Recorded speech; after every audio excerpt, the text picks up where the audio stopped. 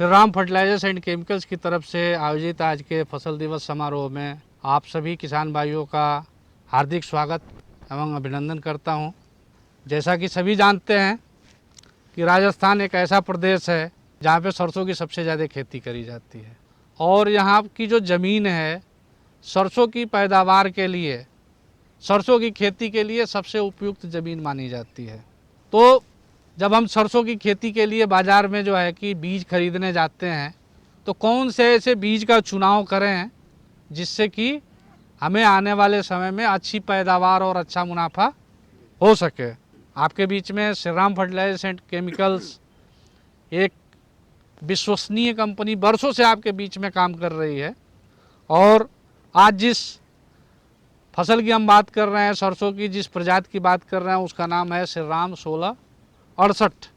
तो सबसे पहले बात आती है कि बीज का जमाव कितना अच्छा होना चाहिए। साथ ही साथ जब बीज का जमाव होता है तो ये ध्यान आता है कि सरसों की नीचे से फुटान कितनी अच्छी होती है। अगर फूट अच्छी होती है तो उसमें जो पौध की बढ़वार है बहुत ज़्यादा नहीं जाती है, पौध की ऊंचाई कम रहती है, जिससे कि उसमें जो साँठ आती है उनमें फलियों की संख्या ज़्यादा होती है।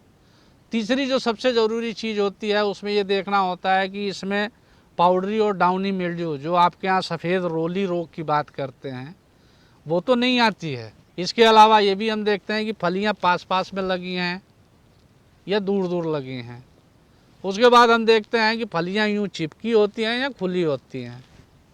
इसके अलावा हम ये देखते हैं कि जो फलियाँ होती हैं, फलियों का जो खोल होता है, जो ऊपर छिलका होता है, मोटा है पतला है। अगली हम बात करते हैं कि एक फली में जो दानों की संख्या होती है, क्योंकि अगर दाने होंगे तभी पैदावार बढ़ेगी। तो अगर इसमें जो है कि दानों की संख्या ज़्यादा होगी तो फिर हमारी पैदावार अच्छी होगी।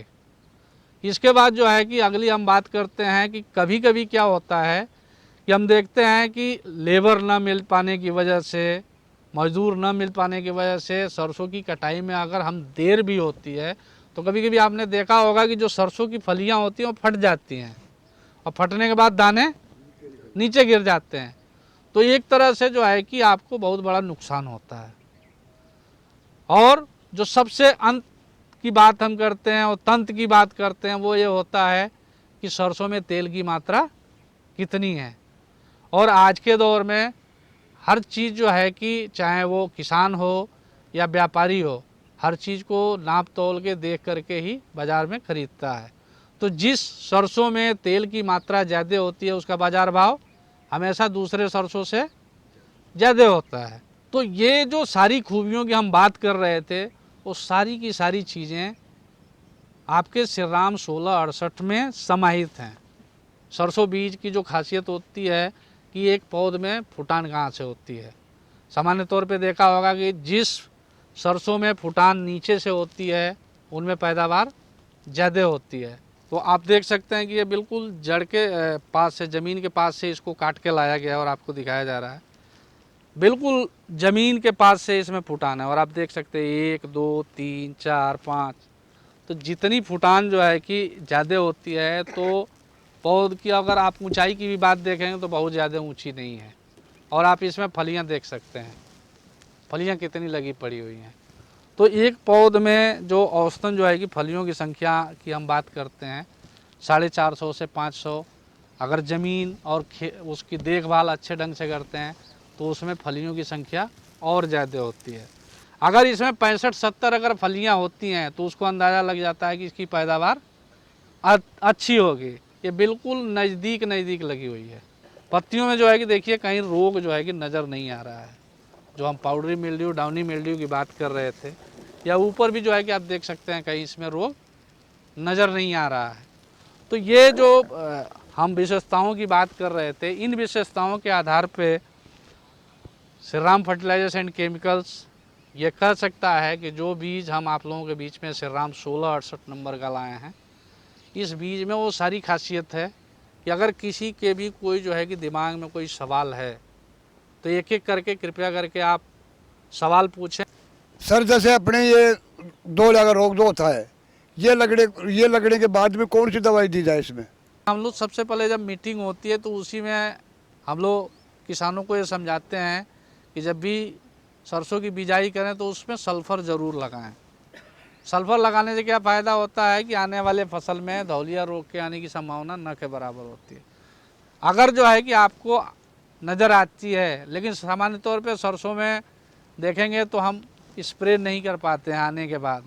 अब आज के दौर में अगर ड्रोन से स्प्रे होता है, जिसके पास सुविधा है, या ट्रैक्टर वाले स्प्रेयर हैं, वो तो कर सकता है। उसके लिए श्रीराम की एक दवा आती है, श्रीराम जिंजोका, 2.5 से 3 ग्राम मात्रा उसकी 1 लीटर पानी में घोल के अगर आप स्प्रे करते हैं, या 80% सल्फ़र का स्प्रे करते हैं, तो उससे अपनी फसल में आगे बढ़ने जो धौलिया रोग है वो आगे नहीं बढ़ेगा। सरसों का बिजाई का सही टाइम बताइए। तो सबसे उपयुक्त और सही समय सरसों बिजाई का 20 सितंबर से 20 अक्टूबर का होता है। पूरा 1 महीना जो होता है सबसे सही समय होता है।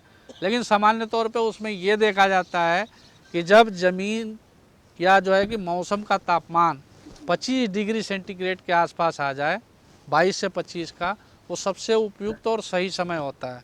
ये उपयुक्त समय इसलिए होता है कि जब हम इस समय बिजाई करते हैं तो सामान्य तौर पे जो हमारे फसल की जो फूल और फली आने की बात आती है, वो जनवरी के पहले हफ्ते तक जो है कि उसमें फूल आना शुरू हो जाता है। 15, 20 या 25 जनवरी तक जो है कि उसमें फलियां बननी शुरू हो जाती हैं। 5-7 फरवरी के आसपास तक जो है कि पूरी फलियां बन जाती हैं। उसके बाद क्या होता है, मौसम थोड़ा ऊपर नीचे होता है, उस समय माहू का प्रकोप ज़्यादा होता है। तो ये एक एडिशनल फ़ायदा होता है कि जब तक माहू का प्रकोप होगा तब तक आपकी फसल तैयार हो जाती है। सरसों बुवाई करने से पहले ज़मीन में क्या कौन सा खाद का इस्तेमाल करना चाहिए? सामान्य तौर पे अगर सरसों की बात हम कर रहे हैं, सरसों की जब बिजाई करते हैं तो किसी भी फसल में एक समुचित जो है कि उर्वरक प्रबंधन करना ज़रूरी होता है, जिसमें नाइट्रोजन, फास्फोरस और पोटाश की मात्रा देनी ज़रूरी होती है। सरसों की अगर बात करते हैं तो सरसों में सबसे ज़रूरी अगर खाद की बात करते हैं तो वो होता है सल्फ़र। तो इन सारी चीज़ों को हमें जो है कि मिला कर के लगाना चाहिए, जिससे कि हमारी फसल में एक अच्छी खासी बढ़वार हो सके और अच्छी पैदावार मिल सके। सल्फ़र में के बहुत सारे फ़ायदे हैं, केवल वो खाद ही नहीं है, उसमें जो है कि फंगस को मारने वाली भी क्षमता होती है। जो कवक होता है, कवक जनित रोग होते हैं, उनको भी रोकने में सहायक होता है। इसलिए सरसों में अगर आपने सल्फ़र लगाया है तो ये जो जितनी समस्याएं बता रहे हैं ना, इन समस्याओं का निदान एक अकेला सल्फ़र है। इसलिए उसको तेलीय फसलों का या सरसों की फसल के लिए रामबाण खाद बोलते हैं। अभी तक तो बहुत सारे सवाल आप लोगों के मेरे से थे, अब मैं भी जो है कुछ आप लोगों से सवाल करूंगा। आपने भी जो है कि श्रीराम का 1668 सरसों बीज लगा रखा है, तो जो चीज़ें आपने जो है कि बीज खरीदने से पहले, चाहे वो कंपनी के माध्यम से या डीलर के माध्यम से मालूम हुआ होगा, क्या वो सारी चीज़ें आपको नज़र आई? और नज़र आई तो आपको उस पूरे खेत में क्या क्या खूबियाँ नज़र आई? कृपया करके एक बार जो है कि हमें भी बताएं। सर आप बता रहे हो ना, ये प्रत्यक्ष में ये कि ये फुटा हुआ है, ये कई फली भी ज़्यादा खूब, साँट भी अच्छी लंबी आई है। पड़ोस वाले खेत में दूसरी वैरायटी की है, उससे भी टॉप है मेरी सरसों। जय सिंह जी, आपने भी श्रीराम का हाइब्रिड सरसों बीज 1668 नंबर का लगा रखा है और आपके खेत में सरसों काफ़ी अच्छी नज़र आई। तो मैं चाहूँगा कि आप अपने शब्दों से उसको एक बार बताएं कि आपको किस आधार पे श्रीराम की 1668 कैसी लगी, एक बार आप बताएं। पड़ोसों के खेत के अंदर सरसों देखी, उस खेतों से बेहतर है। फुटाव में अच्छी लंबी साँट है, उनमें 90, 95, 60 में गिनती की, और पड़ोसी के उसमें की, उसमें किसी में 60 है, किसी में 50 है, किसी में 40 है।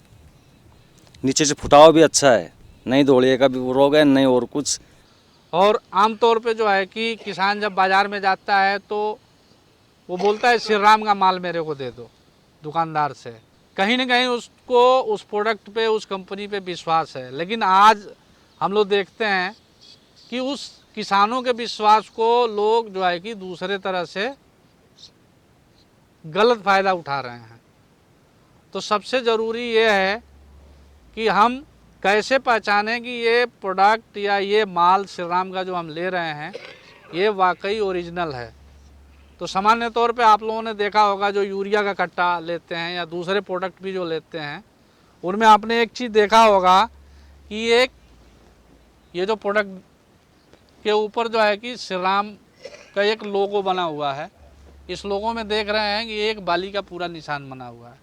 तो आज जो नकली और असली की जहाँ बात होती है, कई जगह जो है कि श्री राम का ऐसे लोगो तो बना दे रहे हैं, उसमें 2-2 बालियाँ लगा देते हैं। तो आप लोगों को थोड़ा सा जागरूक होने की ज़रूरत है कि आपका जो है कि ये लोगो ऐसे ही नज़र आना चाहिए। साथ ही साथ आप देखेंगे कि जो भी प्रोडक्ट बाज़ार में आएगा उसमें एक ऊपर जो है कि सफ़ेद पट्टी बनी होगी, फिर नीचे जो है कि सफ़ेद पट्टी बनी होती है। किनारे आप देखेंगे नीचे की तरफ DCM श्री राम का एक जो है कि लोगो बना हुआ होता है। और आप यहाँ भी देखेंगे DCM Shri Ram limited, unit DCM, unit Shri Ram fertilisers and chemicals, ये लिखा होता है।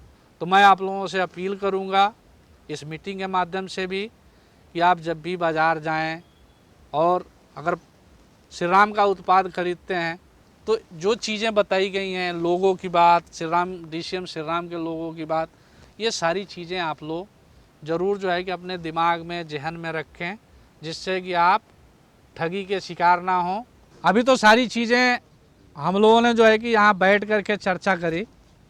बगल में खेत भी लगा हुआ है श्री राम 1668 का, और मैं चाहूँगा कि आप लोग एक बार जो है कि हमारे साथ खेतों तक चलें और जो चीज़ें बताई गई हैं आप खेत भ्रमण पे चल के, और वो सारी चीज़ें जो हम लोगों ने यहाँ बताई हैं वो सारी की सारी चीज़ें आपके खेतों में हैं, कृपया करके उनको देखें। अभी जो हम लोग चर्चा कर रहे थे कि जो श्री राम 1668 कितने दिन की फसल है, कितने दिन में कटाई हो सकती है, तो जैसा कि मैंने बताया कि बिजाई से कटाई का जो समय होता है पकने का, वो लगभग 128 से 130 दिन के आसपास का होता है। और आप देख सकते हैं कि फसल जो है कि तैयार है, 1-2 दिन बाद जो है कि इसकी कटाई होगी। तो जो पूरे समय की बात करते हैं कि एक कम समय में, कम पानी में अच्छी पैदावार देने वाली जो वैरायटी है श्री राम की 1668 है, जो लगभग 128 से 130 दिन में पक के तैयार हो जाती है। आपको ये दिखाना चाहूँगा, बताना चाहूँगा कि श्री राम 1668 जो बीज है वो आपके सामने है, और आप देख सकते हैं कि एक सही दूरी पे सरसों की पौध लगी हुई है, और आप नीचे से देख सकते हैं कितनी अच्छी फुटान है, आप देख सकते हैं। और आप इस पौध को देख करके आपको पूरा विश्वास होगा, ये पूरा एक ही पौध का है। आप देख सकते हैं कि इसमें कितनी फलियां जो है कि लगी हुई हैं, पूरे नीचे से ऊपर तक लगी हुई हैं। अगर जिस पौध में 600, 700, 800 के आसपास तक अगर फली लगी हो, तो उससे आप अंदाज़ा लगा सकते हैं कि कितनी अच्छी पैदावार हो सकती है, जो कि बिल्कुल आपके सामने है। सरसों की फली में 16 से ज़्यादा दाने होते हैं। उस सरसों बीज को किसान जो है कि अच्छी क्वालिटी का मानता है। तो जो श्री राम 1668 है आपके सामने है, और ये पौध भी आपके सामने है। आप देख सकते हैं कि एक जो है फली में, मैं चाहूँगा कि आप लोग एक बार गिन करके जो है कि बताएं। मीणा जी एक बार इसको तोड़ें और गिन करके बताएं। और मीणा जी के जो हाथ में फली है, इसमें जो है कि 19 दाने हैं, और साथ ही साथ दाना काफ़ी मोटा है, आप देख सकते हैं। और लगभग ये पकने को तैयार है। सरसों में जो है कि जो पैदावार होती है वो सामान्य तौर पे आप जानते हो कि जो धौलिया रोग आपके यहाँ रोली रोग बोलते हैं, या फिर एक डाउनी जो है कि मृदुरोमिलासिता जिसे बोलते हैं सामान्य तौर पे, उसके वजह से सरसों में काफ़ी नुकसान होता है। श्री राम 1668 नंबर का जो सरसों बीज है, हाइब्रिड बीज है, आपको बिल्कुल आप नीचे से देख सकते हैं, आपको कहीं भी ना ही किसी पत्ती में नज़र आ रहा है, कोई भी पत्ती आपको नज़र नहीं आ रही है। आप भी देख सकते हैं पूरी तरह से किसी पत्ती में नज़र नहीं आ रहा है। और ठेठ ऊपर तक जो हम बोल रहे थे ना, ऊपर वो जो घूम जाती है, मुड़ जाती है, मोटी हो जाती है, सफ़ेद सी हो जाती है, बिल्कुल ही कहीं जो है कि नज़र नहीं आ रहा है। तो हम ये जो है कि बोल सकते हैं और आप लोगों को भी बता सकते हैं कि श्री राम के जो 1668 नंबर की सरसों की प्रजाति है, वो डाउनी मिल्ड्यू और पाउडरी मिल्ड्यू जो दोनों रोग होता है उनके प्रति सहनशील है, जिससे कि आपकी पूरी फसल में अच्छी पैदावार आएगी और किसान को एक अच्छा खासा पैसा मिलेगा और मुनाफा होगा। मैंने 20 साल हो गए खेती करते हुए। मेरे को और फसलों से और सरसों से विशेषता इसकी बहुत अच्छी लगी और इसकी फुटाव भी बढ़िया है और इसकी फलियाँ भी ज़्यादा है। इसमें 1 से 78 तो फलियाँ हैं और एक फली में किसी में 20 है, किसी में 22 है। और तेल की मात्रा ज़्यादा है। आनी में 6-7 मन बीघा की बैठती है और इसमें बैठती है 20 मन। अंतर 10-15 मन बीघा का होता है। श्री राम 1668 लगा के मैं बहुत खुश हूँ और मैं यही पाऊँगा। 15 साल से खेती कर रहा हूँ। ये 1668 वैरायटी सबसे बेस्ट रही है। इसमें फूट और जो लंबी छांटें आती हैं इनमें सबसे बेस्ट रहती है। हमारे जो दूसरी वैरायटी जो डालते हैं उसके अंदर तो हमारे 5 मन 6 मन बीघा की बैठती थी। हमने ये 1668 जो वैरायटी डालनी चालू की है इसमें हमारे को 20 मन बीघा की पैदावार हो रही। तो उसमें इसमें इतना अंतर है कि हमारे को 14-15 मन बीघा का अंतर है। हमारे को बहुत ही मुनाफा मिल रहा है। मन के हिसाब से आप मान के चलें तो मन का 50 के भाव में 5000 का भाव है तो 8000 का है। तो 8000 का ये मान के चलो कि उसका 4000 के आसपास है। और अब इसका हम लेके चलते हैं तो हमारे को दूना तिगना हो रहा है। कहने का मतलब ये है।